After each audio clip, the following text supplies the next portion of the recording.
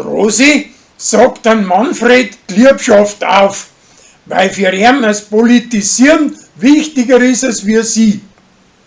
Er möcht's zurückhalten, aber sie mag nicht. Also arbeitet er gegen sie. Der Fanny, sein preisischer Stiefsohn, setzt ein Schnallen auf den Philipp an, weil sie der beim Weiberaufreißen so schwer tut. Eine Liebschaft wird aber da keine draus. Die Annalena muss für 2 Tage weg und der Mike schaut auf das kleine Buzi auf. Das kriegt ein Fieber, aber im Spital sagen's, dass das nichts bedeutet.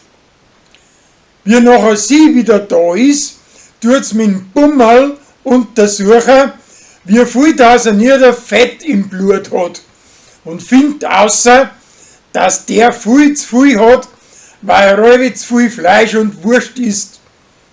Dabei haben sie aber das Unversenks verwechselt und sie hat viel zu viel, weil es den ganzen Tag allweil so fest eingespannt ist. Der Gregor sollte für seine Alte im Netz ein paar Messer kaufen. Und stattdessen kauft er aber einen Flipperautomaten für ihn selber und hat ein paar Tage eine rechte Gaudi damit. Danach verkauft er ihn nachher wieder und kauft seiner Alten die Messer. Sarah und ein halbes Dutzend andere junge Leute machen die Feuerwehrprüfung.